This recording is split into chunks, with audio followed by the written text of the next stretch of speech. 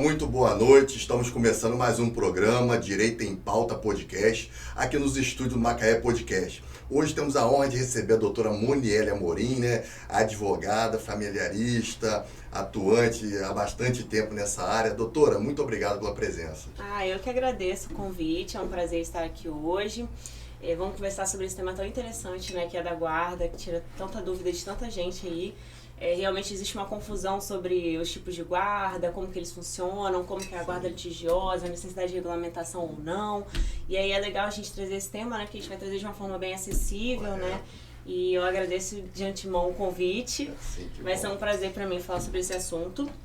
E tirar as dúvidas aí que você acha interessante, que as pessoas realmente... Eu costumo dizer, doutora, que quando a gente tem algum projeto de comunicação, você é a nossa convidada exclusiva. Então, assim, a gente fica lisonjeado pela sua participação conosco, compartilhando aí conhecimento, Agora, é o seguinte, disse que direito de família, desculpa o palavreado, é tiro, porrada e bomba. É isso mesmo ou não? Antes da gente entrar nessa pauta. Tem um pouco, Mas aí depende muito de um caso para outro, Realmente, aqueles memes na internet, quando a gente vê, nós que atuamos em família, sempre rimos também. Porque acontecem umas coisas diferentes, acontecem sim. Mas assim, depende muito das pessoas envolvidas, Eu acho que as pessoas estão realmente tentando, em algumas situações, evitar esse litígio tão grande, A gente brinca aqueles programas do ratinho, do DNA ali, Isso, uma situação, a pessoa tá à flor da pele, e direito de família envolve muito isso, envolve muito sentimento, As coisas acontecem no direito de família, normalmente numa fase muito difícil,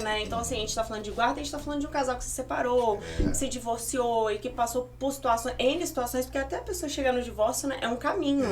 Então, assim, existem muitas coisas ali que nós, profissionais, não conseguimos chegar, no que eles efetivamente passaram, o que efetivamente aconteceu. Então, às vezes tem uma quebra de confiança muito grande.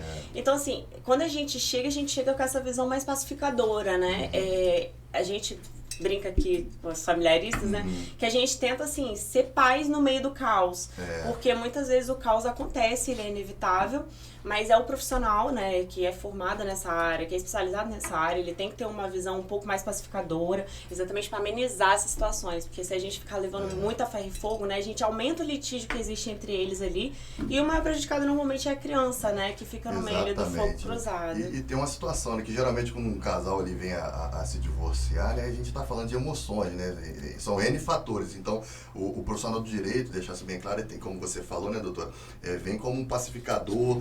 Tem gente que acha, tá tomando partido, sim, vai defender o seu cliente, Mas ele, no final, ele quer que seja um resultado positivo para ambas as partes, e principalmente para o menor, caso esteja envolvido no litígio, digamos assim. Exato. Mas, doutora, você está em Macaé há quanto tempo? Você já é daqui? Fala um pouquinho sobre você, sua história de vida, sua história acadêmica, profissional, e antes da gente começar a nossa pauta. Isso foi cilada, hein? Ninguém me falou que ia ter essa parte, não. Eu sei que você é boa na conversa, então acho que isso aí vai ser tranquilo para você. Assim.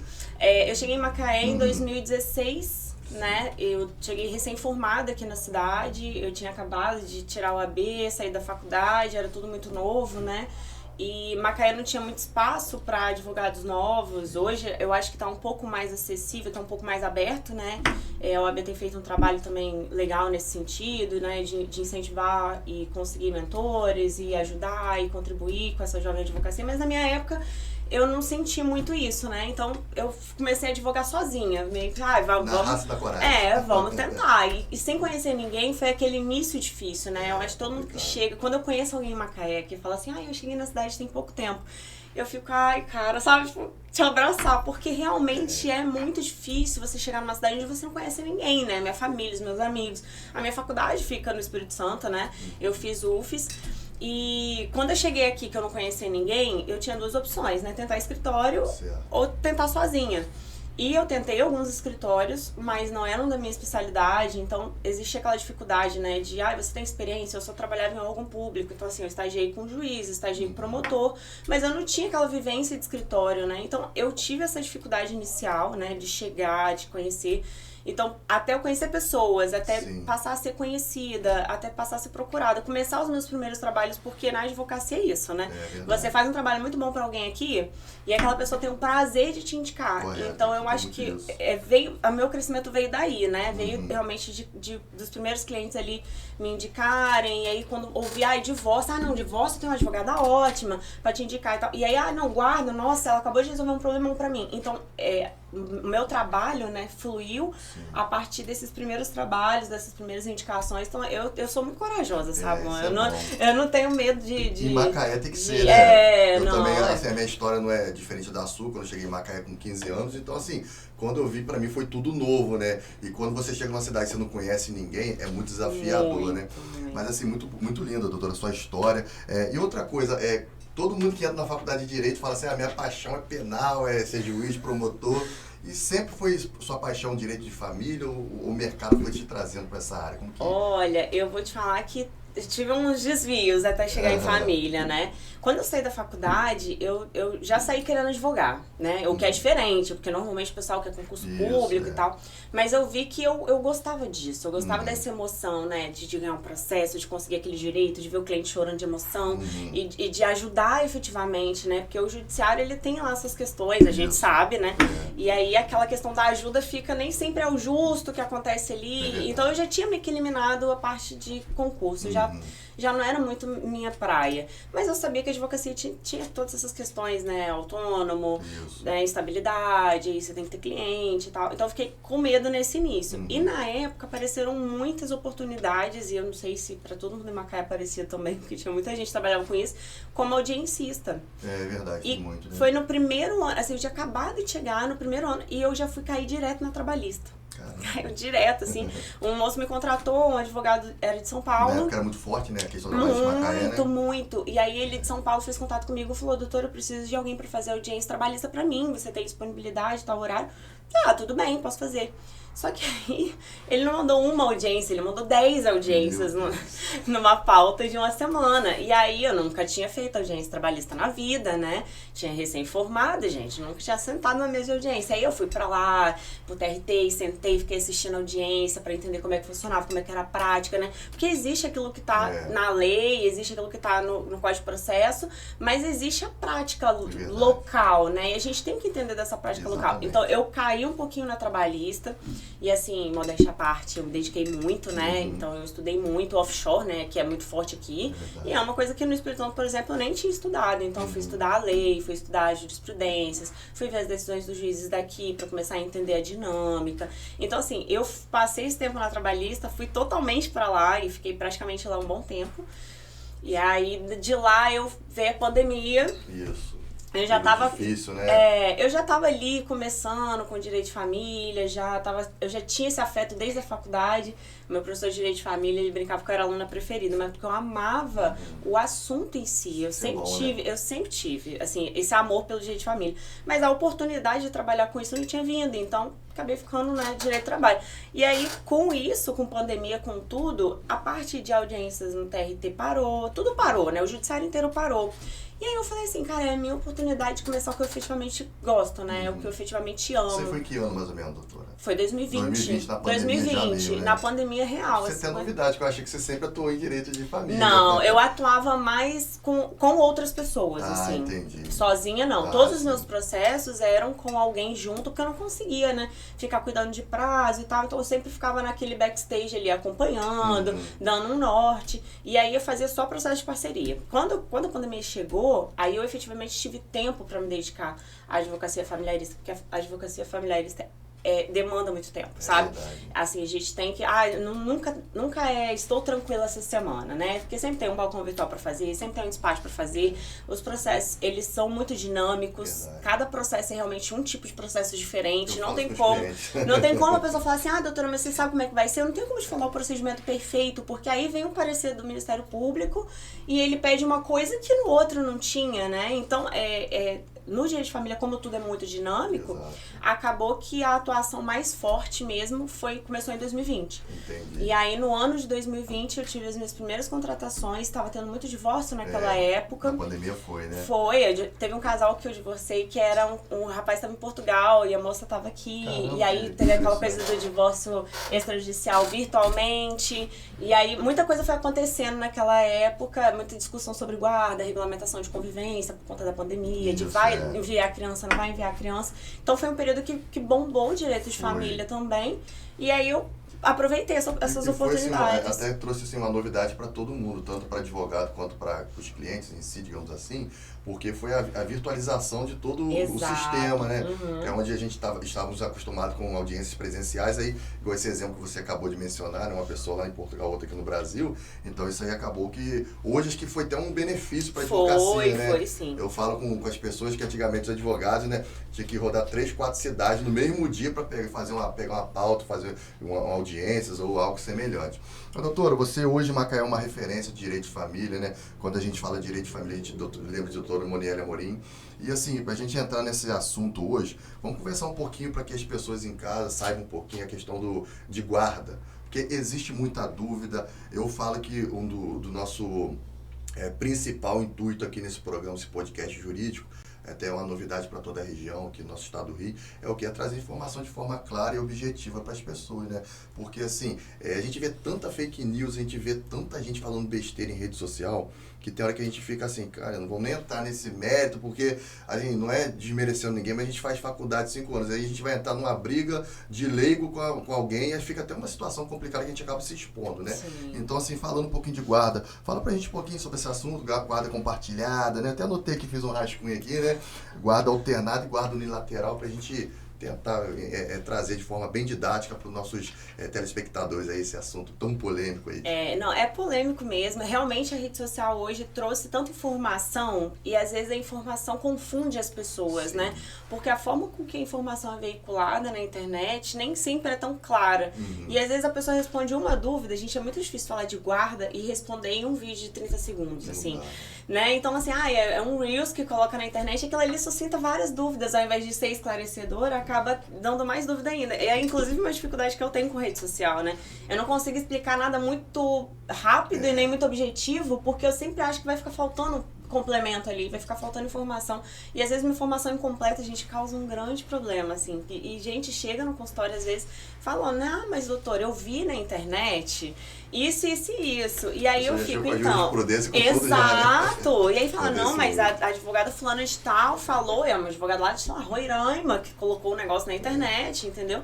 E aí a pessoa fica com aquilo ali, não, então pode, né? Então, não, calma, vamos conversar, porque não é assim. Principalmente em direito de família, que é tão dinâmico, né? Então, assim, quando a gente fala de guarda compartilhada, e aí muita coisa que eu vou falar assim, eu, Monielle, minha opinião, porque eu acabo, dentro de um processo, a gente acaba tomando certos posicionamentos, né? Então, assim, eu posso falar o que é uma guarda compartilhada, eu posso falar qual é a minha visão da guarda compartilhada, tá? Então, assim, a guarda compartilhada em tese é o melhor dos mundos, é o que hoje prevalece, né? O juiz ali, tá escrito na legislação, né? Ela é de certa forma prioritária. Só que a guarda compartilhada, ela pressupõe que os genitores, eles têm uma boa relação, né? Porque a gente está falando de guarda compartilhada, a gente está falando de corresponsabilidade. Eu gosto muito de usar esse termo, tá? De responsabilidade. Por quê? Porque por mais que a gente fale da parte física, né? Das guardas em si, né? Dessa convivência física, a gente também está falando muito de responsabilidade quando a gente fala de guarda. Então, quando eu falo de guarda compartilhada, eu estou falando de corresponsabilidade na criação, na educação, tá? No acompanhamento ativo dessa criança ou desse adolescente. Então, a gente não pode falar assim, a guarda compartilhada, ela não entra numa caixinha pronta, pré-moldada. Cada pessoa vai ter um modelo de guarda compartilhada. Porque muitas vezes a guarda compartilhada vai ser a corresponsabilidade, mas a residência fixa pode ser alternada, a residência fixa pode ser com a genitora, mas o genitor participando super ativamente. Ele vai levar para a escola, ele busca, aí ele leva nas terapias. Então, assim, essa coparticipação, essa corresponsabilidade conjunta é sobre tudo. Então, eles vão definir se vai ser uma escola religiosa, se não vai ser. sabe? E às vezes é coisa pequena, vai fazer taekwondo, não vai fazer balé, não vai viajar nas férias, não vai pra colônia de férias, é interessante ou não é interessante? Então assim, vai ter uma corresponsabilidade de decisões, Sim. uma corresponsabilidade ali de futuro, uma visão de futuro. Existem pais que não conseguem nem comunicar o básico, né? E aí como é que a gente fala de guarda compartilhada com pais que não conseguem se comunicar? Então hoje, quando eu falo de guarda compartilhada, assim, muito minha opinião, tá, Lu? A gente coloca muito no papel e pouco de fato, sabe? Então, assim, a guarda compartilhada é linda, é realmente a mais interessante pro menor, assim, sem sombra de dúvidas, para uma criança. Ter ativamente os dois pais participando da vida dela é o melhor dos mundos, e eu acreditaria muito mais na guarda compartilhada se efetivamente na vida dos fatos ela acontecesse melhor, né?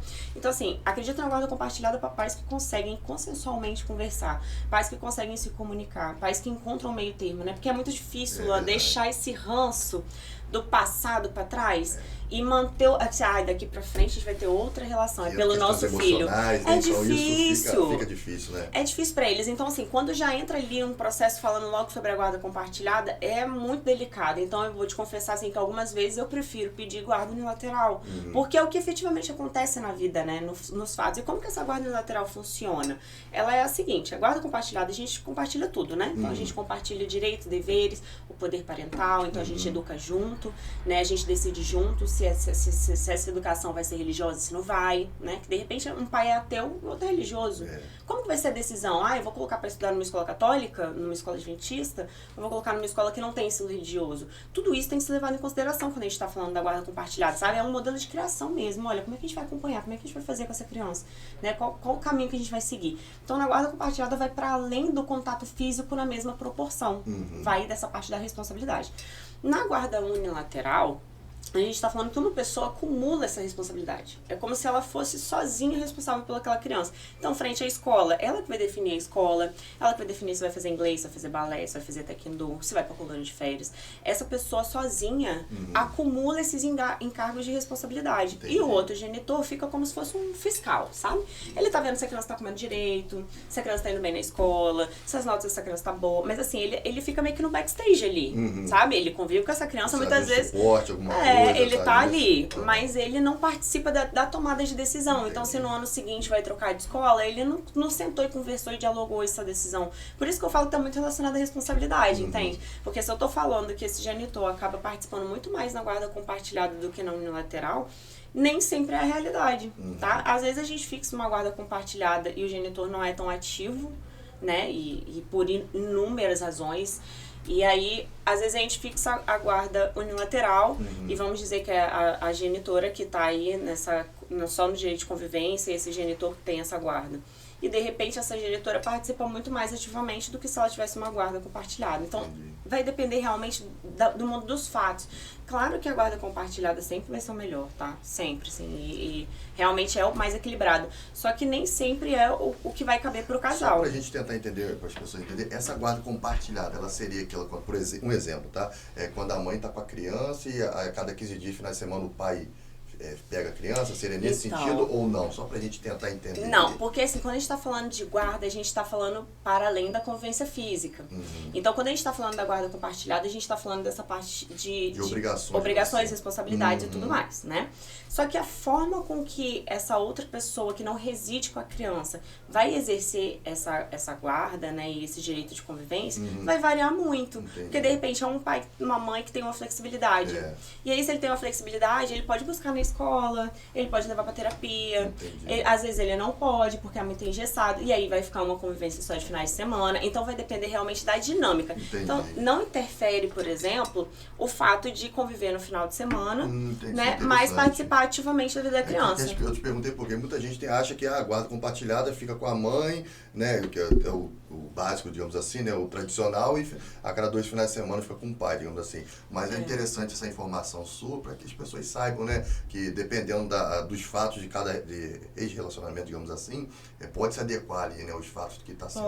Pode, exatamente porque o direito de família é muito dinâmico. Exato, então a gente tem guardas compartilhadas, que a tomada de decisão é a responsabilidade dos dois, em tudo, a responsabilidade é partilhada, mas a convivência às vezes é mais intensa ou não. E quando a gente está falando de convivência, a gente está falando da parte física mesmo, de acesso a essa criança, de poder sair com ela, de fazer as coisas com ela, de ter aquela parceria, por exemplo, às vezes levar no médico, aí você leva no médico pra mim?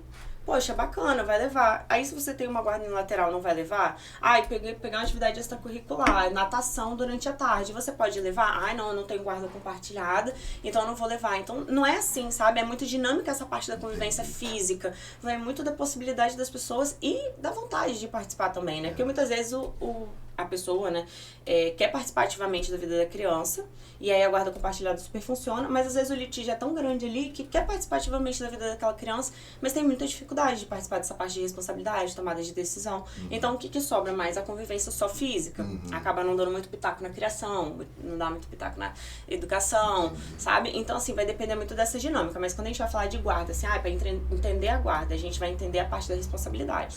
Na guarda compartilhada, a responsabilidade é de ambos, então eles são corresponsáveis pelo futuro dessa criança, pela educação, pela vida social, pela tomada de decisão. Já na unilateral, uma pessoa acumula essa responsabilidade. Não que a outra pessoa não possa participar, mas documentalmente quem define é aquela pessoa. Então, assim, eu não posso ficar reclamando que trocou de escola, ou que colocou em outra escola, porque eu não tenho guarda compartilhada, eu não participei dessa tomada de decisão. E essa, no caso, essa unilateral, ela seria, teoricamente, melhor aplicada quando não tem um consenso dos ex-cônjuges, digamos assim?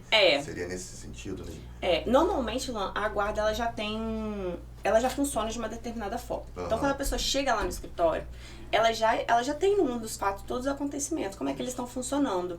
Então, assim, a depender de como está aquela relação, né, dos ex-cônjuges e da criança, a gente define, olha, talvez seja melhor que, por enquanto, uma guarda unilateral. Olha, você acha que daria para fazer uma guarda compartilhada? Vocês conseguem se comunicar ao menos por e-mail? Conseguem sentar para conversar algumas questões? Então, depende de como esse casal, ele efetivamente se comporta no mundo dos fatos, na realidade, e a gente adequa o processo àquela realidade que efetivamente está acontecendo. Claro que não é assim no litigioso, né? No litigioso tem as pequenas diferenças, mas se a gente vai fazer um consensual, por exemplo, a gente vai colocar no papel o que efetivamente tem acontecido. Porque quando a gente fala de guarda compartilhada, a gente pode fazer um plano parental. Como que funciona esse plano parental? Olha, a gente vai falar como é que vai funcionar essa dinâmica familiar, né? Então eles vão sentar e vão conversar. Quem vai levar nas terapias vai ser você. Aí eu vou levar no fono, que é na quarta. Aí eu que levo pros aniversários nas semanas tais, e você leva nos aniversários em tais semanas. E aí combina, eu vou pegar durante a semana inteira, nada impede. Nada impede, sabe não? Então assim, não tem que ser uma convivência só de final de semana. Muitas pessoas vivem essa guarda compartilhada, convivem só final de semana, e na tomada de decisão fica tudo certo. É um padrãozão que acontece por conta da não flexibilidade de trabalhos, tá? Então assim, meu trabalho não é flexível a ponto de eu sair no meio do dia, né, e trazer essa criança para ficar comigo, porque eu tenho essa dificuldade muitas vezes de trabalho.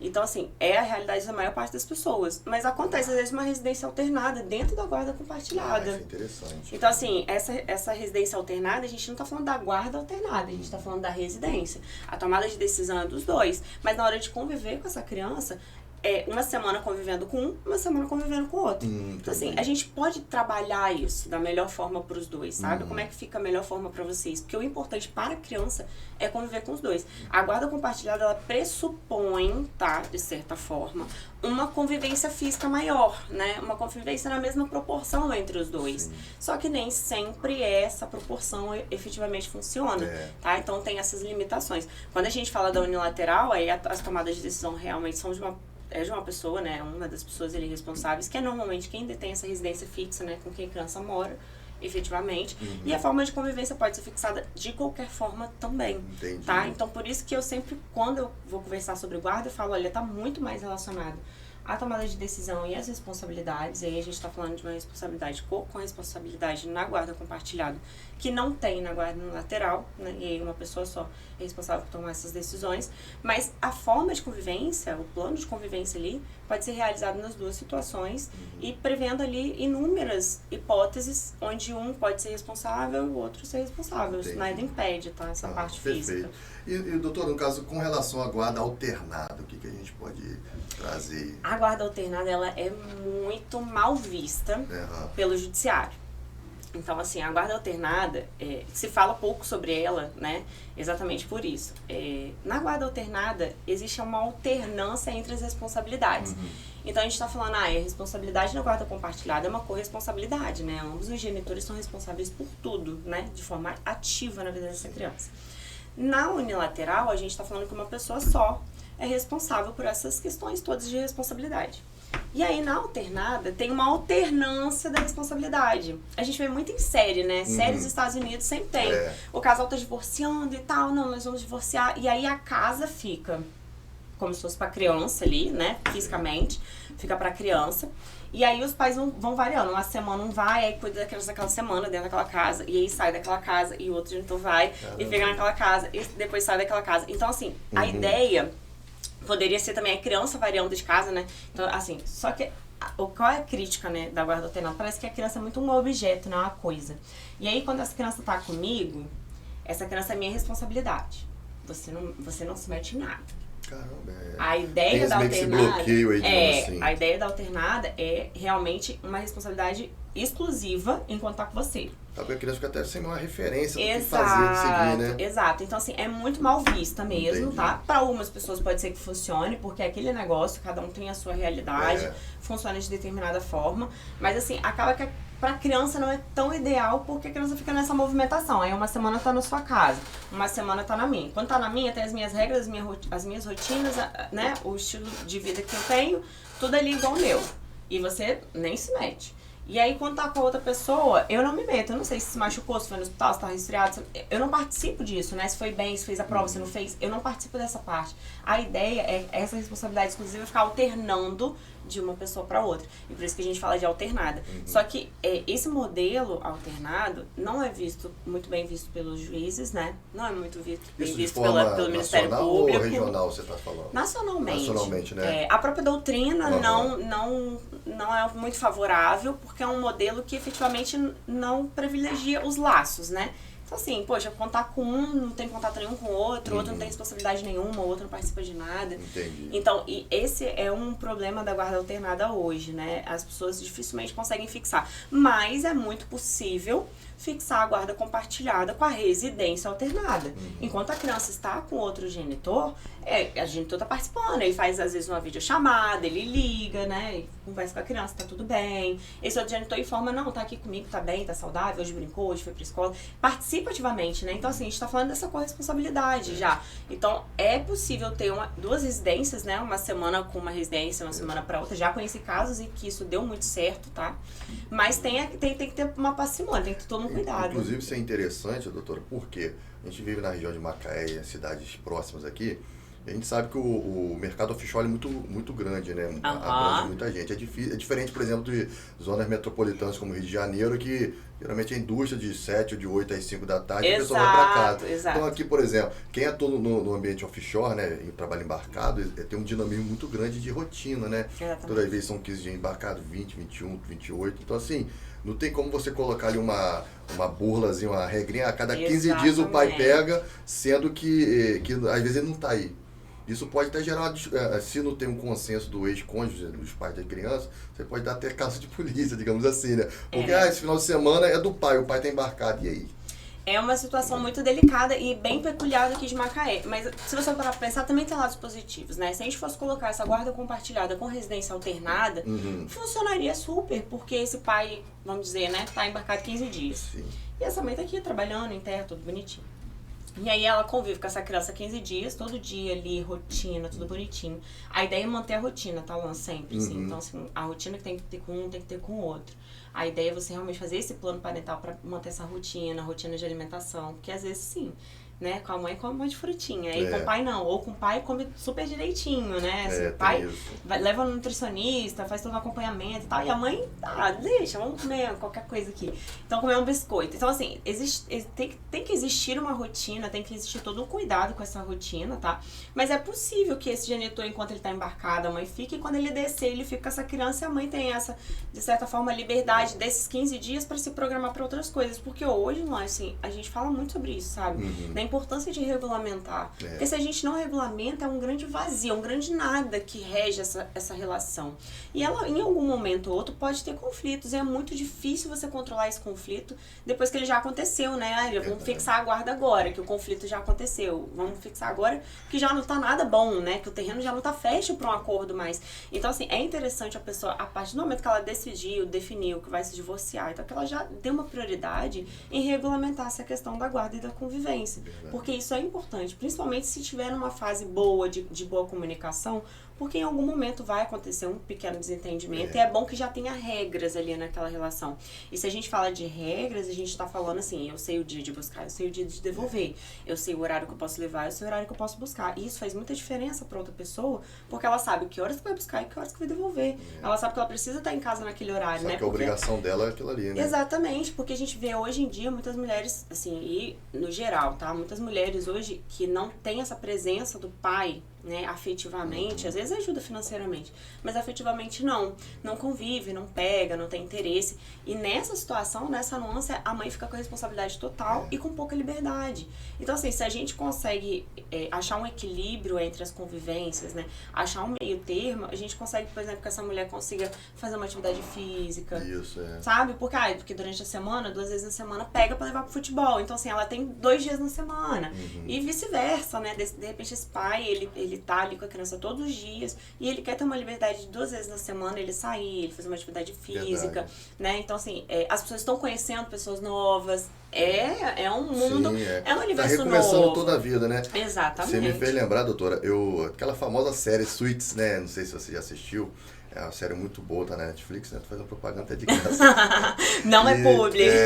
E o que acontece? Tem o Dr. Harvey Specter, né? Que é um dos famosos advogados, né? Ele uma vez foi questionado, perguntaram ele, doutor, por que você não faz? Isso é ficção, tá, gente? Mas ele falou essa frase que nunca mais eu esqueci. Aí perguntaram a ele, doutor, por que você não faz divórcio? Ele sabe por quê? Porque no divórcio as pessoas esquecem dos principais bens, que são os filhos, e acabam brigando por outros.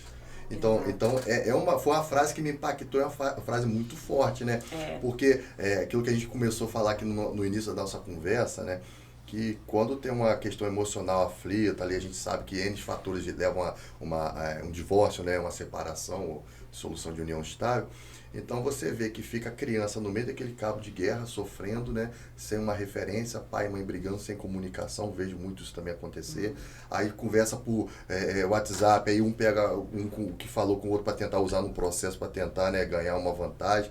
Aí vai para e-mail, aí e fica aquela luta, né, doutor? Então a gente vê muito isso, né? E as crianças ficam no meio desse fogo cruzado. Então, assim, é interessante as pessoas que nos ouvem aí tentar regularizar de uma forma mais amistosa possível, porque quanto mais entrar em guerra na questão familiar, né, maior vai ser o atrito, quem mais vai sofrer é um filho que está no meio, né, doutora? Exatamente. Quando a gente fala em direito de família, a gente fala no melhor interesse da criança, sabe? Então, assim... Por isso que o Ministério Público está lá, realmente, né? O tempo todo fiscalizando se esse interesse está sendo cumprido. E, inclusive, às vezes acontece isso, né? Você conversa, você encontrou ali um acordo, achou um meio termo com aquela pessoa, mas algum termo que você colocou ali não tá interessante pra criança, sabe? E às vezes acontece, o Ministério Público olha e fala assim, isso aqui não vai funcionar, isso aqui não tá bacana. Então ele fica atuando o tempo todo como órgão fiscalizador ali pra ver se efetivamente as coisas estão funcionando. Isso tanto no consensual quanto no litigioso. Então a gente tem todo esse cuidado também, e a prática também ajuda muito, né? A gente sabe o que o Ministério Público já entende, porque a gente já vê algumas decisões nos nossos processos e já vai se norteando. Quando a pessoa senta e fala alguma coisa, a gente já falou, olha, isso aí... existe uma chance de não passar, porque eu já vi não passando, mas já vi em outra situação, outra hipótese passando. E vai depender muito de caso a caso. Por isso que a gente fala, gente, parece clichê, né? A gente fala assim, caso a caso, mas realmente cada caso é um caso. Em específico, nenhuma ação de guarda é igual. Nenhuma, até hoje. Não teve nenhuma que eu falei assim, não, o rito foi exatamente o mesmo, foi tudo certo na mesma ordem, não. Porque sempre tem alguma coisa diferente, sempre tem alguma informação a mais. Realmente, processos litigiosos de guarda são bem complexos. Né? Envolve muito sentimento também. E tem muito sentimento envolvido ali, então você até sente isso no processo. No início ele tá mais ferro e fogo, depois ele já vai dando um pouco mais de calmaria, e aí sempre tem uma fixação ali de uma forma de convivência, então a criança ele vai convivendo um pouquinho com os dois ali, e aí vai aos poucos diluindo aquele litígio, e a ideia inclusive do próprio processo, tá? É que as partes consigam chegar num consenso antes desse processo acabar. Entendi. Sabe? Então assim, todo juiz juiz, ele pensa o que é melhor para decidir, né, a vida da criança, a dinâmica da criança, do que os pais que são envolvidos com a criança. Então, assim, é uma coisa que o próprio judiciário coloca. A ideia é que o ex-casal consiga, em algum momento, né, sentar e conversar. Então, são tentadas conciliações, os advogados às vezes conversam, perguntam se o terreno já está um pouco mais fértil para isso, né, para poder conversar, porque às vezes não, eles querem a mesma coisa. Exatamente a mesma coisa. E aí, quando chega ali na hora, é um negócio, uma implicância, um negocinho, e o acordo não sai. Você me fez lembrar, uma vez eu fiz uma ação de regulamentação de guarda, né? Aí o pai entrou pedindo, né, regulamentação da guarda, e ele colocou os termos, né, do acordo ali e tal. Aí eu fui lá, coloquei praticamente o mesmo termo. Praticamente. Aí o advogado foi lá e mudou, mas era praticamente a mesma coisa. Mudava, então, assim, isso é algo assim, é muito interessante, porque o direito de família é muito dinâmico, né? Realmente, ele é muito dinâmico. E o profissional, né, a gente que atua nessa área, precisa ser muito dinâmico também. Então, assim, o tempo todo a gente tem que estar estudando, aí sai uma jurisprudência nova, aí sai alguma decisão nova, a gente, opa, peraí. Porque é muito isso, é muito jurisprudência, é muito entendimento. Agora a gente tá falando de abandono afetivo, aí tá bombando o assunto, muita gente falando sobre artigos legais, tem gente já publicando livro, colocando no livro abandono afetivo, gente no escritório perguntando, e aí, vai, não vai, qual o valor? Assunto, né? São várias questões, né? E é muito dinâmico. Há pouco tempo atrás, se a gente falasse, acho que 2002, por exemplo, você ia olhar a jurisprudência dessa época antiga, você ia ver lá que abandono afetivo não entrava, não colava de jeito nenhum. E as pessoas não entendiam essa parte afetiva da coisa, né? E hoje, se olha o direito de família com essa afetividade, com esse cuidado. Então, muito mudou, né, no direito em si, a respeito desses assuntos. Então, a guarda, como ela tem muita afetividade também, ela tem toda essa dinâmica. Muitas vezes você marca uma audiência de conciliação e não consegue conciliar, mas na mediação consegue, porque a mediação tem essa pegada, né, de tentar restaurar aquela relação que tá um pouco esquecida ali, ressaltar a importância da criança. Então, assim, em alguns momentos a mediação é o melhor remédio, a gente consegue fazer alguma coisa ali na audiência de mediação, e algumas vezes não. O litígio é tão grande que se arrasta aí por anos. Então, vai depender muito de cada caso. Tem casos que são mais propícios a gente conseguir conciliar, casos que a gente consegue mediar, e casos que é só uma sentença mesmo. Só que a gente fala, né, Lô, assim, a sentença, ela vai vir com uma decisão que muitas vezes não vai encaixar nem com o que um quer, nem com o que o outro quer, porque acaba que o juiz não consegue ter noção do dinamismo da sua vida, o dinamismo daquela outra pessoa, como que ela pode encaixar aquilo ali da melhor forma possível, esse quebra-cabeça. Só fazer um adendo, eu ia até te perguntar, mas você falou, vou deixar você concluir. Você já ouviu uma situação do chamado estudo psicossocial, né? E o assistente social ali, ele pegou, ouviu o pai, ouviu a mãe, eu acho que ouviu a criança também, né? E no final falou assim, ó, a situação complicada, a divergência, vou deixar o juiz opinar. Aí o Ministério Público falou, é complicado, vou deixar o juiz opinar. Então, assim, acaba que se enquadra bem no que você falou, porque hoje a gente vê que realmente o judiciário, ele tá fazendo a parte dele.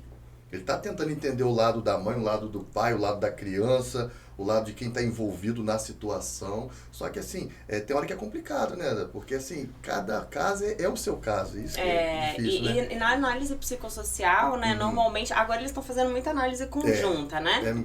Na mesma reunião, ali tá todo mundo conversando. Então, assim, assistente social, psicólogo ali ouvindo, né, e conversando, e perguntando. E aí, assim, ali naquele momento, em tese, o profissional técnico, ele consegue perceber, né, se você está falando a verdade, se você não tá. Ele consegue te fazer perguntas que vai um pouquinho mais profundamente ali no que efetivamente está acontecendo. Muitas vezes ele faz uma entrevista e a forma com que você fala, o pesar com que você fala de determinado assunto, vai meio que constatando em criança também, né? Então, assim, a criança, eu quero morar com tal pessoa. Mas por quê? Porque a outra pessoa, né? Por que você não gosta dessa outra pessoa?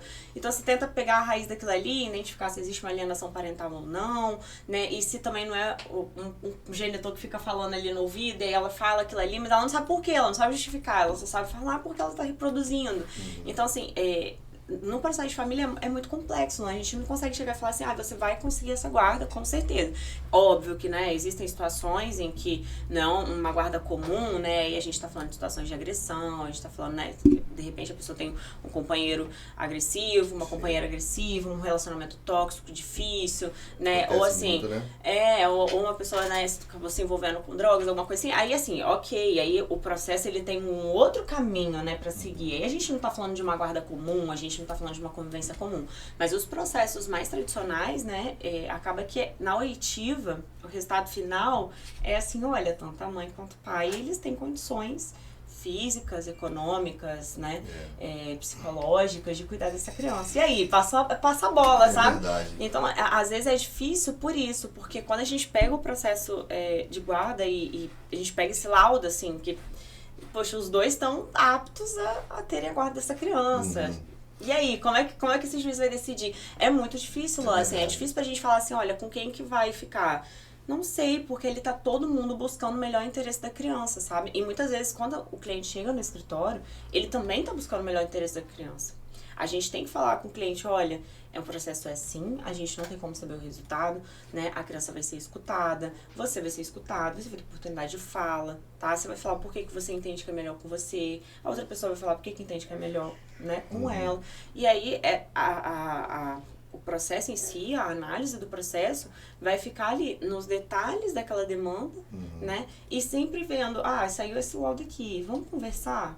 Porque às vezes o laudo sai que todos os dois têm situação, né, psicológica, econômica, financeira de cuidar, os dois moram na mesma cidade. Poxa, vamos conversar, vamos fazer um modelo legal de convivência, sabe? Vamos combinar uma guarda compartilhada, os dois vão ter toda essa gerência. O terreno vai ficando mais fértil, às vezes, também dentro do próprio processo, sabe? Então, assim, o processo, às vezes, ele começa muito litigioso, mas quando vai chegando um pouquinho mais pra frente, ele já não tá tanto. Vai amolecendo o coração, né? E eu acho que as pessoas também, quando começam o divórcio, elas estão propensas mais ao litígio, muitas vezes, né? Não vou te falar que eu nunca vi casais tranquilos, ali, né, mas tem. Até porque tem as fases do luto, né? Existe um luto também dentro do divórcio. Então, assim, quando as pessoas começam a entender um pouco mais essa parte da psicologia, vê que é algo que não dá pra você fugir, né?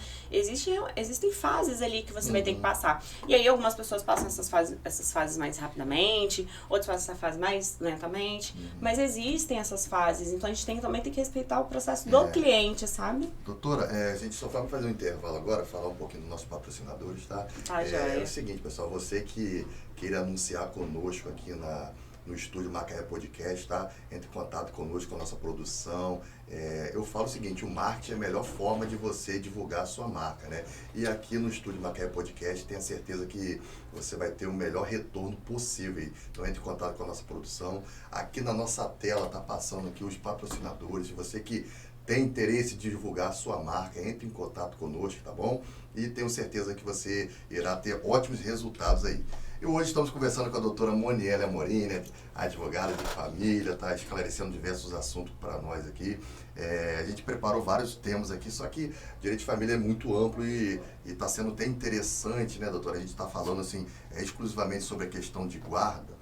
Porque se a gente deixar, eu falo o seguinte, que o direito, como ele é amplo, se a gente começar a dar pincelada em vários assuntos, a pessoa vai sair de casa, caramba, foi falar do quê? E com mais dúvidas, né, do que esclarecimentos. Então, assim, eu falo o seguinte, num podcast, principalmente jurídico, a gente tem que deixar o advogado fazer a sua linha de raciocínio para argumentar, que se eu ficar te cortando, você me cortar, daqui a pouco você perde a linha de raciocínio, né? Então, a gente deixa a pessoa mais à vontade possível, que a gente tenta fazer aqui. E continuando, doutor, a questão nossa de guarda, regulamentação de visita. Isso aí também é pano para manga. Eu gosto muito de usar essa expressão, né? Porque, assim, é uma luta muito grande. Eu vejo muito isso acontecendo na prática, como você falou, o direito de família é muito a questão de fatos, né? E foi estabelecido que a cada 15 dias o pai pega, no final de semana que era do pai, o pai não pegou. E agora? Esclarece pra gente essa questão de guarda, de visitação aí, por favor. A regulamentação da convivência, ela é importante até quando você não quer mexer muito na questão da guarda, tá? Pra mim, toda pessoa que divorcia tinha que trabalhar isso, tá? Então, assim, a guarda tem que ser fixada. E por que tem que fixar? A gente tá conversando, tá indo bem, porque no futuro pode ter um problema. E quando tiver esse problema, pra gente mexer nessa guarda, minha amiga, meu amigo, não vai ser fácil. Então, assim, já vai ter acontecido milhões de coisas ali. A gente vai chegar ali no judiciário e vai falar assim, então, tava indo tudo bem até agora, tava funcionando de tal jeito, mas agora eu quero, assim, regulamentar essa guarda. E outra pessoa pode falar assim na contestação, não, na reconvenção aqui, por causa de tais assuntos. Então, assim, a gente entra numa discussão, né? A gente entra numa discussão muito grande ali dentro do processo em si, porque a partir do momento que a gente não regulamenta, a gente deixa em aberto. E deixar em aberto é um perigo. Então, beleza, não quer regulamentar a guarda, mas regulamenta pelo menos a convivência. E você põe um termo lá, conversa os dois sobre a guarda, mas regulamenta essa convivência, sabe? Regulamentar a convivência nada mais é do que você dar acesso a essa outra pessoa que não está residindo com a criança, né? De ter oportunidade de conviver com essa criança, né? A gente até hoje em dia não usa mais aquele termo visita, né? Agora, todo o direito de família está se readequando, o tribunal ainda não, o tribunal ainda está lá de visita. Mas a gente está se adaptando para falar, olha só, a pessoa que não convive com essa criança diariamente, rotinamente, né? Ele dentro daquela rotina, não reside com ela não visita, ela convive, né? Então, ela tem uma convivência porque é muito mais amplo o termo convivência do termo visita. Então, hoje a gente usa esse termo convivência para falar, olha, esse outro genitor, ele tem total direito de conviver. Né? Vamos tentar conversar para ver onde a gente consegue fazer com que esse genitor conviva mais, né? Onde a gente pode encaixar essa pessoa nessa dinâmica diária, nessa dinâmica semanal dessa criança. Então, assim, regulamentar a convivência e a guarda, para mim, são dois temas que eu acho importantíssimos, principalmente se a relação estiver fluindo pós-término. Porque aí você já aproveita e resolve tudo que tem que resolver aquilo ali. Dá pra colocar num processo só, tem que ser diferente isso aí? Então, Luan, varia, né? Depende, né? Direito tudo depende, né? Tem uns processos que passam com tudo. Uns processos passam com tudo, assim. Se a gente tá falando de um acordo, é possível. Mas aí se a gente já tá falando litigioso, aí comumente, assim, já vi um ou outro passar, tá? Mas o comum é o juiz pedir pra você dividir. Porque são muitas matérias dentro de um processo só, né? Imagina, um travando o outro, divórcio, partilha, guarda, regulamentação de convivência, alimentos, tudo dentro do mesmo processo, assim, é uma loucura. Esse processo é insano. Então, assim, em algumas situações, algumas hipóteses, até tem como, tá? Então, mas é aquela questão que a gente às vezes fala, né? Quando a gente entra no processo todo junto, a gente não tem como seguir, por exemplo, na ação de alimentos, o rito de alimentos. Então, assim, você vai estar abrindo mão também ali, talvez, de um benefício, porque o rito de alimentos tem um rito próprio, né, que beneficia ali quem está pedindo alimentos. E aí, quando você entra com tudo junto, já não é do mesmo jeito, já vai tramitar esse processo de uma forma diferente. Então, assim, o juiz muitas vezes dá um despacho e fala assim, você quer realmente prosseguir dessa forma? Porque quando você está no consensual, tá tudo certo, você só vai homologar. Então, é possível.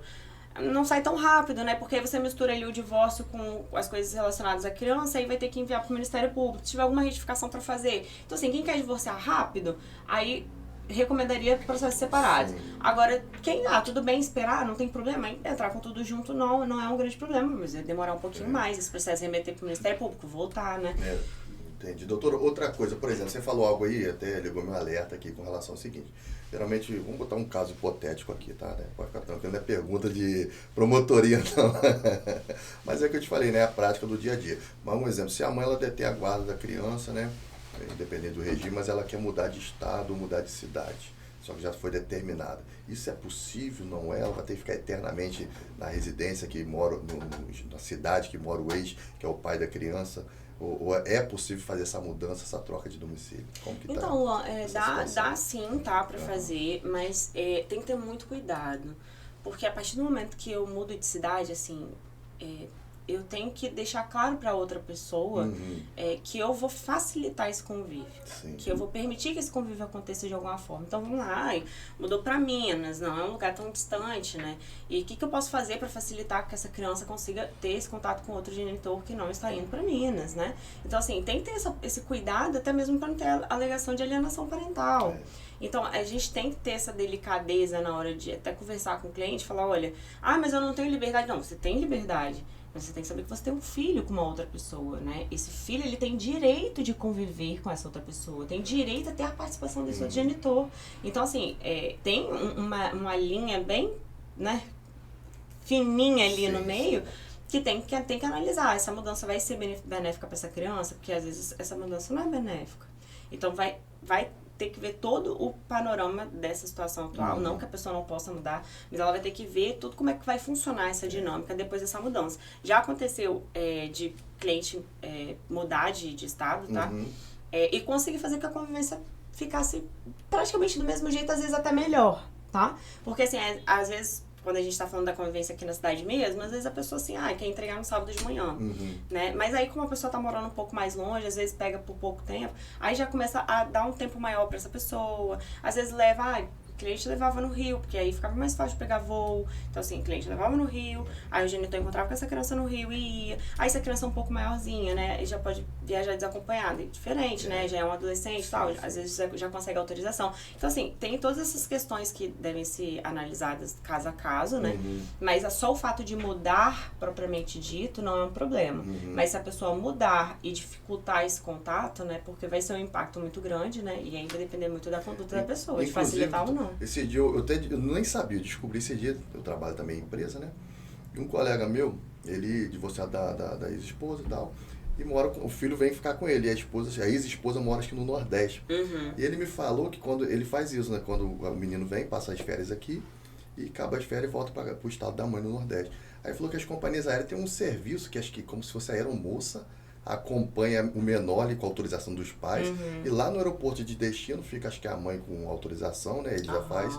Para não precisar o pai ou a mãe viajar, vir aqui trazer e levar e fazer esse duplo gasto, né? Eu achei interessante. É porque isso, tem né? jeito para tudo, né, Luan? Quando as interessante, pessoas né? querem, eu acho que funciona, né? O Exatamente, problema é quando a gente coloca, por exemplo, essa mudança no meio de um litígio, né? A gente tá num processo litigioso ali, a pessoa muda para outro estado, já fica uma situação mais delicada, assim, porque não tá querendo me deixar acessar, e já começa a confundir, achando que a alienação parental tá acontecendo ali, e aí começa aquela confusão. Então, assim, no fundo, assim, o direito de família, ele tem todo esse cuidado com os fatos, né, e toda essa delicadeza de tratar os fatos, e acaba que com essa dinâmica diferenciada, pode ser que num processo isso seja bem visto, pode ser que seja mal visto.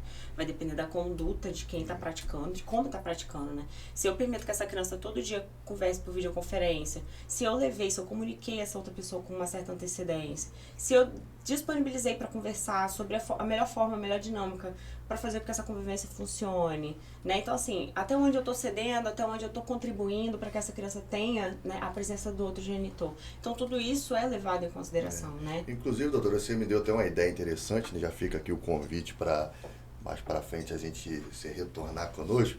É interessante esse assunto da alienação parental, né? A gente vai tentar, de repente, trazê-la novamente, né? Caso você aceite o convite.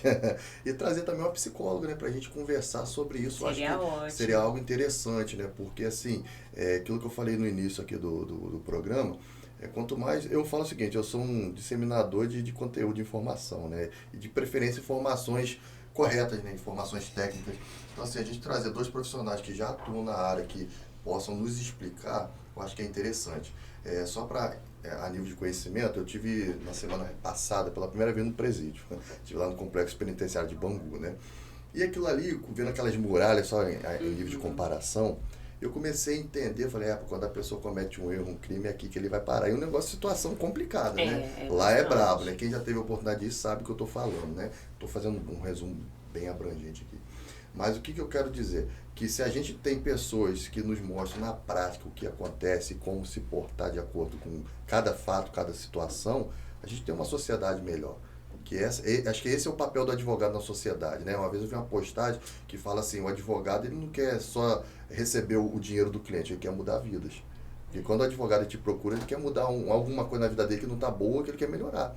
Então a gente acaba que a nossa consultoria, o nosso atendimento gera uma expectativa, uma esperança para mudar a vida daquela pessoa, né, doutora? E é lindo, né, Luan, quando a gente consegue efetivamente chegar lá, né? Tenho sim clientes nessa área de alienação parental e assim, é muito triste de ver, sabe? Pais que choram, sabe, na reunião e conseguem se expor e conseguem colocar pra fora aquele sentimento de que, poxa, eu só queria ter contato com meus filhos, sabe? E que realmente não tem esse acesso, porque é uma dificuldade lá no divórcio que não tem nada a ver, né, com a criança ou com a relação daquele genitor com aquela criança e acontece porque existe um ranço, uma raiva e aí tudo é motivo de briga, né? Então, assim, a gente vê que a alienação parental hoje é um dos piores situações que acontecem, sim, realmente. É muito triste a gente ver a profundidade disso e acho excelente a ideia de trazer um psicólogo porque consegue trazer efetivamente o que acontece ali, né? O que ela vê de perto acontecendo. Eu até tenho um livro que eu leio muito sobre esse assunto, da Glícia Brasil, que ela é ótima. E é um livro, assim, que eu super recomendo, é um livro lindo, e fala sobre alienação parental, ela trata sobre esse tema, né? E, inclusive, ela fala para juízes sobre esse tema, né? Ela fala sobre isso no Tribunal do Rio de Janeiro. Então, assim, ela palestra, ela dá curso sobre isso. A alienação parental em si é um assunto muito profundo, né? E ela é psicóloga do TJ, então ela vê, dentro dessas análises psicossociais que acontecem no tribunal, ela pode atuar ativamente, ela identifica a alienação parental e ela sempre está ali tendo esse cuidado de ensinar as outras pessoas, né? Até onde vai, né? Não é o jurídico, é ensinar a psicologia mesmo, né? Falar como é que você identifica, o que é um sinal, o que não é um sinal, como que nós, profissionais da psicologia, né, verificamos o acontecimento da alienação parental. É um tema muito interessante, muito dolorido também. Inclusive, quando a gente vai em palestras dela, ela sempre mostra uns vídeos no início, gente, assim, toda vez... Mexe, né? Toda vez eu choro. Toda vez, porque, assim, realmente é muito impactante, sabe? A cabecinha da criança, como fica quando tá sofrendo alienação parental ali. Alienação parental não é só de pai e de mãe, né? Pode ser outras pessoas, outros membros da família, um avô, um tio, enfim. E a criança acaba muitas vezes sendo usada como um objeto, como um veículo para pressionar o outro. Porque na realidade, se você for parar pra pensar, né, na alienação parental, a criança que é só uma criança ou só um adolescente, ela é permeada de ideias ali sobre a outra pessoa que ela não tem. Criança não tem essa capacidade, né, de separar ali, não, isso aí é porque minha mãe tá com raiva, ou isso aí não condiz com a realidade.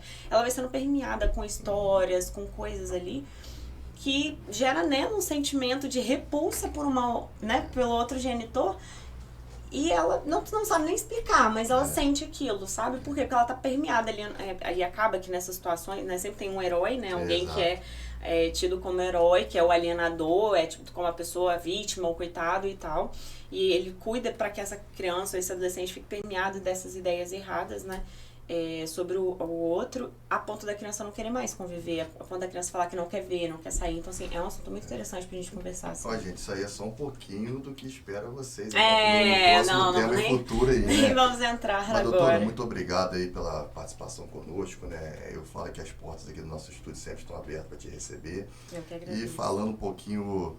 O que você espera do nosso judiciário aí, principalmente da sua área de atuação, na sua opinião, né? Você, além de advogado, também é jurista. Acho que eu falo que todo advogado tem um lado jurista, que ele estuda, ele procura. Então, acho que ele, melhor do que ninguém, ele pode dar uma opinião ou dizer o que ele, de repente, espera da área de atuação. Porque eu acho que é isso que a gente tem para tentar, de repente, mudar a nossa sociedade, né? O que você espera dessa área sua? O que você acha? Então, eu percebo que tem uma tendência muito forte para afetividade, né? Hoje em dia a gente, evoluiu tanto, né? Nos últimos tempos, e aí, falando da afetividade, agora pode ter um pai afetivo, né? Então, a gente pode ter uma mãe afetiva, pode constar isso no registro. Eu acho que as coisas estão caminhando para isso, né? Estão caminhando para uma afetividade maior, um cuidado maior com o que efetivamente importa. Acho que a justiça tem visto isso. Porque antes era muito seco, né? Era muito... E aí, quando era um processo... É isso aí, né? E aí, quando era um processo assim, aquele processo secão ali, legislação, aplicou aquela receita de bolo na sentença, assim, ó, não, vai conviver final de semana, 15 dias, guarda compartilhado e ponto. E aí, no mundo dos fatos, não era aquilo que acontecia, né? E aí, acabava que tinha uma decisão ali, né, formal, mas na realidade aquilo ali não se aplicava. Porque a vida é muito dinâmica, né? Então, eu acredito que o judiciário agora está se atentando mais para isso. Eu acho que o fato de, hoje em dia, ter oficina de parentalidade, mediação, eu sou fã, eu acredito muito na mediação, eu acredito muito na conciliação, eu acredito muito no consensual, sempre foi, assim, o meu objetivo, né? Óbvio que não é em todos os casos que a gente consegue chegar lá, e a gente tem que entender também, ter um feeling, né, do momento ali que a gente... Será que esse terreno está fértil para um acordo agora? De repente não tá. Mas acho que também é um trabalho de conscientização com o cliente, sabe? Dele entender que nem sempre a sentença é realmente aquilo que ele efetivamente almeja, porque muitas vezes ele almeja realmente um contato maior do que o que a sentença vai dar, por exemplo. Né? Então a gente tem que ter muito cuidado com isso, mas o judiciário tem se atentado um pouco mais para isso, como um todo, né? Um dos exemplos é a questão da convivência, né? Antes era uma questão doutrinária, né? A doutrina vinha falando aos poucos, aí na pandemia isso se intensificou, né? Toda essa questão de substituir o termo visita por convivência, e agora isso já é realmente uma bandeira levantada em vários estados do Brasil, e algumas decisões já saem com o termo regulamentação de convivência, já sai, vai conviver com né? Então, assim, isso já é uma mudança, verdade, né? Você sente aos poucos, claro que nunca é na velocidade que a gente quer, né? Porque realmente, quando a gente tá fazendo a nossa petição ali, a gente, né, a gente tá querendo o melhor dos mundos. E aí a gente põe doutrina, a gente põe jurisprudência, a gente põe, né, teses, a gente cria teses às vezes. É verdade. Então, assim, a gente faz o nosso trabalho ali, mas nem sempre ele é recebido, né, da mesma forma no judiciário. Muitas vezes é só mais uma petição e ignora-se boa parte do que está ali, né, e passa batido em toda a parte de evolução doutrinária. E a gente tem visto hoje que está um pouquinho diferente. A doutrina, ela está conseguindo chegar lá, sabe? A afetividade está conseguindo ser um ponto mais importante. Considero que um futuro não tão distante, mas as coisas tendem a melhorar mais. Eu acho que a parte afetiva vai ser mais intensa. Eu acho que as receitas de bolo vão acabar de vez. Inclusive, mais pra frente, um assunto bom também, pets, né?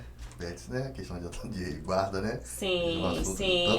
interessantíssimo, né? Inclusive, então, já tá acontecendo, já tá acontecendo. Mais um assunto bom, mas pra gente comentar. E a guarda frente, também, né? E assim, hoje eu vejo, outro assunto, mas aí a gente não vai falar sobre ele, né? Mas hoje eu vejo que as pessoas, assim, estão tentando ser preventivas, né? Eu não sei, acredito que a informação, por exemplo, eu vi hoje que é importante regulamentar a guarda e a convivência, e a importância disso para evitar litígios futuros, a importância disso para ter uma relação saudável com esse outro genitor e com a criança, né? E aí, de repente, aquilo ali vai permeando a ideia, né? E vai fluindo. Por exemplo, o pacto antinupcial, a gente poderia prever milhões de hipóteses desse, né, durante o relacionamento e no pós-relacionamento. Então, assim, as pessoas têm já instrumentos preventivos para isso e não utilizam. Aí hoje a gente vem falando, assim, contrato de namoro, né, que não estava sendo muito aceitado, a jurisprudência não estava indo tão bem nesse sentido. Agora a jurisprudência já está mudando um pouco, o contrato de namoro já está sendo aceito. É uma forma de blindagem patrimonial, sim, é importante, sim. Era um tabu falar sobre patrimônio, mas pessoas que estão no segundo casamento, pessoas que já têm bem, sabe? Uma pessoa que já tem bem voluptuoso, né? Tem volume de bens, assim, ele tem que ter esse cuidado, né? Porque aí a união estável também cresceu muito jurisprudencialmente falando. Você não precisa estar 1 ano com ninguém, você não precisa ter filho com ninguém, você não precisa nem morar junto, né? Então, assim, aumentou muito o índice de pessoas pedindo vínculo de união estável ali, o reconhecimento dessa união estável. Então, veio o contrato de namoro pra falar assim, olha só, a gente tá namorando, né? Então, assim, você pode dormir na minha casa, né? A gente pode, né, tá nesse relacionamento público, todo mundo sabendo, vizinhos e tal, e contínuo, mas a gente não tá aqui com o objetivo de constituir família. Então, eu acho que hoje o direito, ele tá se adequando um pouco mais ao que acontece no mundo dos fatos. Então, aceitar o contrato de namoro, verificar melhor essa união estável, se efetivamente aquilo ali aconteceu, dar valor pra afetividade que existe. Muitas vezes processo, eu já vi processo de guarda que brigava, já vi não, porque eu participei, brigava a mãe, a madrasta e a avó pela mesma criança.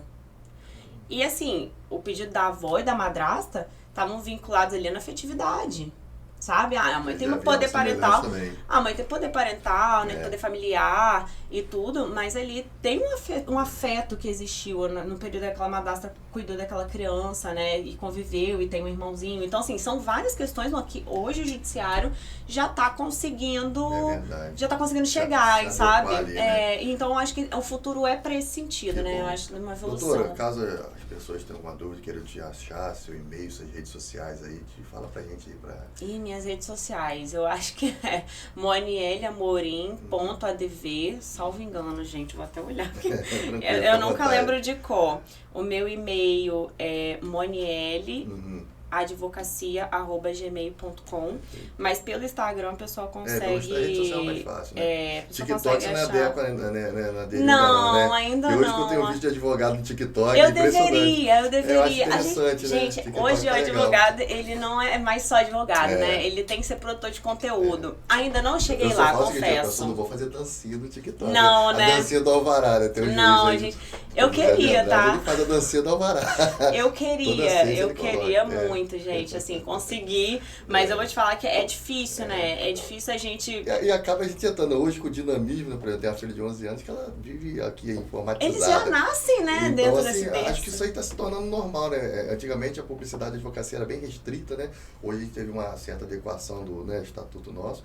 Mas assim, isso é bom, né? Porque coloca o advogado numa gama de sociedade que não alcançava. E eu acho que os conteúdos estão ficando mais divertidos, né? Exatamente. Eu acho que o legal é isso, né? Você conseguir tornar aquele conteúdo mais fácil de ser consumido, né? Eu confesso que eu não levo jeito ainda, não tentei. Até pra falar por vídeo, gente, eu sou assim, uma negação, não consigo, eu faço vídeo, eu explico. Por exemplo, essa questão da guarda compartilhada, né? Eu recebo muita dúvida sobre isso, perguntando se na guarda compartilhada tem que pagar alimentos. Aí uma vez, eu falei, já é a 10ª vez que alguém chega no escritório com essa mesma dúvida, eu pensei, vou fazer um vídeo. Comecei a fazer o vídeo, não gostei, falei, não dá pra mim não, gente. Aí eu desisti. Então assim, eu acho que quem nasce já nesse berço, né? Isso, quem nasceu do dormiu pra cá, é mais fácil. É mais fácil de se adequar, né? Agora quem nasceu um bocado antes, já não é tão simples assim, tem que fazer um certo esforço, né? Qual é, doutora, isso. sua rede social? monieleamorim.adv. Perfeito. Vai ter o meu nome no vídeo, a pessoa vai saber que a Moniele realmente é um nome sabe difícil. Como encontrar a doutora Moniele, né? Deixo aqui o convite para seguir ela. Doutora, mais uma vez, muito obrigado pela participação conosco, tá?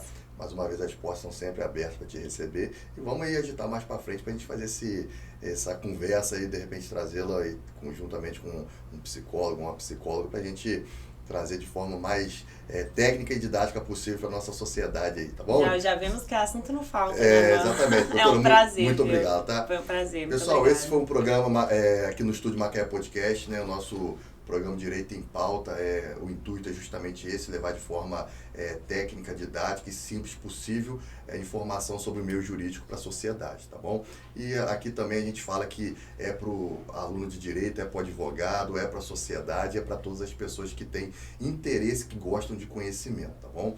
Mais uma vez, muito obrigado a cada um dos patrocinadores que estão conosco aqui no Estúdio Macaé Podcast. Deixo aqui um agradecimento especial à empresa Transfacility, que tem nos ajudado aí com relação a nosso patrocínio aí, tá bom? Meu amigo Alan, desejo sucesso para você onde você está. E a todos aí que queiram fazer parte aí, divulgar sua marca, tá? Entre em contato conosco. Eu tenho certeza que você trará bons resultados para sua empresa, seu empreendimento, tá bom? Então, pessoal, toda quinta-feira, a partir das 19 horas, tá? Direito em Pauta, é o nosso podcast jurídico aqui na página Macaé Podcast. Inclusive, tá? Ativa o sininho lá no YouTube, siga o nosso canal Macaé Podcast, que será lá transmitido e veiculado a nossa live, né? A nossa programação. Pessoal, um grande abraço e até semana que vem. Tchau, tchau. Eu confesso que trabalhar com sonhos não é uma tarefa fácil, mas eu posso garantir que é muito satisfatório poder ver um sonho como esse e tantos outros realizados. Vem comigo que eu vou mostrar um pouquinho do que nós fizemos aqui nessa casa.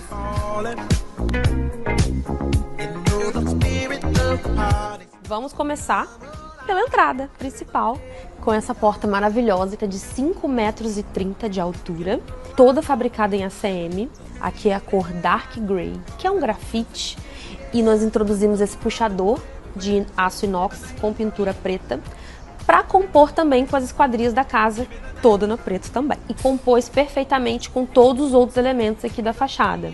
A utilização do vidro incolor, além de trazer integração aos ambientes, aqui na escada e no guarda-corpo do mezanino, trouxemos também sofisticação e leveza, uma combinação perfeita com o quartzo branco da escada. Em um projeto como esse, que a proposta é o conceito aberto, nós garantimos com uma porta de 4 folhas a integração da sala de jantar com o espaço gourmet.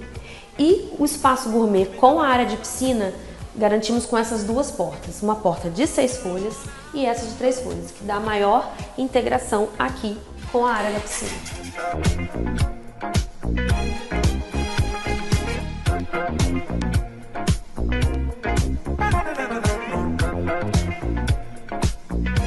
A Vilarejo foi eleita a maior loja de acabamentos do interior do estado pela Associação Nacional dos Comerciantes de Material de Construção.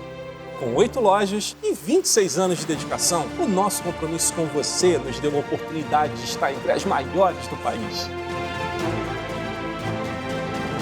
E é graças a você que confia na Vilarejo para tornar o seu lar ainda mais especial que celebramos esse prêmio. Obrigado!